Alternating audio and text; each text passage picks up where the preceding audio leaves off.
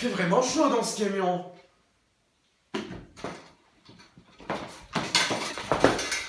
C'est pas faux. J'imagine pas ce que c'est en plein soleil, hein. Mais dis donc, Jamie, tu penses qu'il fait combien de degrés sur le soleil? Une étoile et une planète, c'est pas pareil. Une étoile, c'est un corps céleste rayonnant de sa propre lumière grâce à une réaction de fusion nucléaire qui a lieu en son centre. Hein? Une étoile, c'est une boule de gaz qui libère de l'énergie sous forme de lumière. La température y est bien plus élevée et on peut la mesurer grâce à sa couleur. Comment ça? On peut pas juste prendre un thermomètre? Non, un thermomètre, c'est pour mesurer la température sur Terre. Bah alors, il faut quoi pour une étoile? Un étoile-momètre?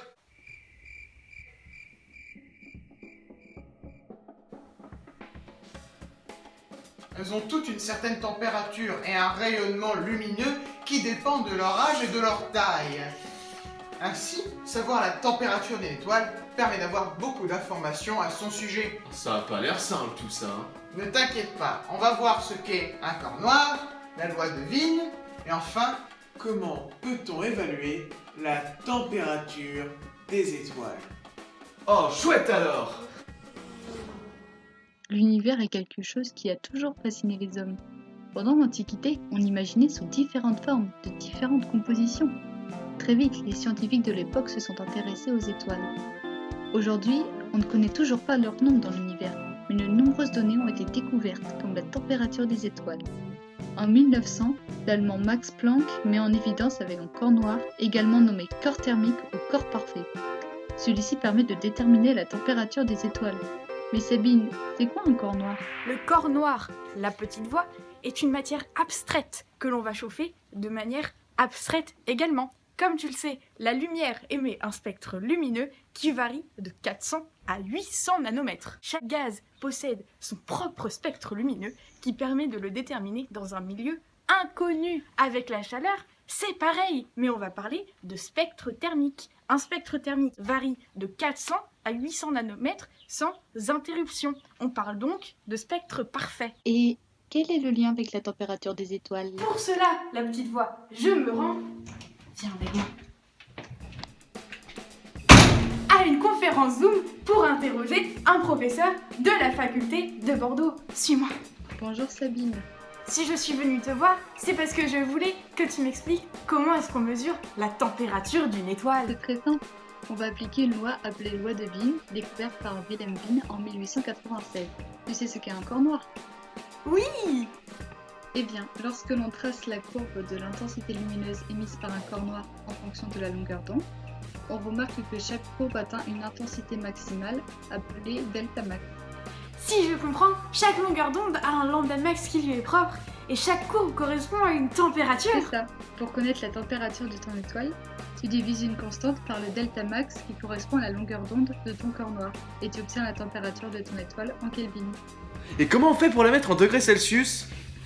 Pour cela, tu additionnes ta température avec 273,15.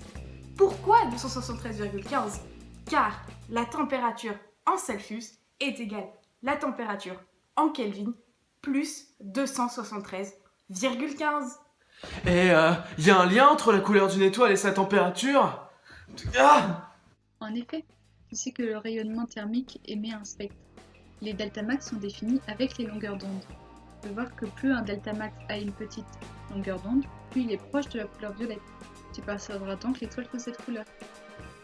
Alors, si je récapitule, la température d'une étoile se fait par la division d'une constante en fonction de lambda max. Celui-ci représente l'intensité maximale qu'un corps noir peut atteindre en fonction de sa température. Il est alors défini par une longueur d'onde exprimée en nanomètres. Si on regarde le spectre thermique et que les longueurs d'onde se trouvent dans le domaine du visible, on peut alors déterminer laquelle est la plus chaude. Alors on peut vraiment calculer la température d'une étoile? Oui, Fred, c'est un peu ce qu'on fait depuis 10 minutes. Prenons Aldébaran par exemple, la 13e étoile la plus brillante du ciel. Je vais prendre mon appareil qui mesure la longueur d'onde d'une étoile. Ah, un étoile-momètre! Oui, c'est ça. On obtient une représentation graphique du spectre de son rayonnement. Alors c'est grâce à ça qu'on peut calculer son lambda max. Mais alors, longueur maximum égale à 740 nanomètres.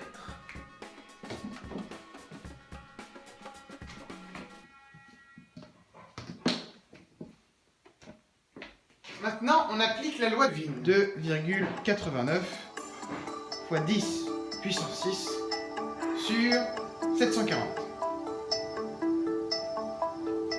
Ça fait 3905. Exactement! Grâce à la loi de Wien, on a trouvé la température d'une étoile en se basant sur sa longueur d'onde. Il y a donc une relation entre la température d'une étoile et son rayonnement, ce qui veut dire qu'on peut calculer l'un à partir de l'autre, et inversement. On dit donc que la longueur d'onde d'émission maximale d'une étoile est inversement proportionnelle à sa température absolue à sa surface. Exactement! Allez, à la prochaine! À la prochaine!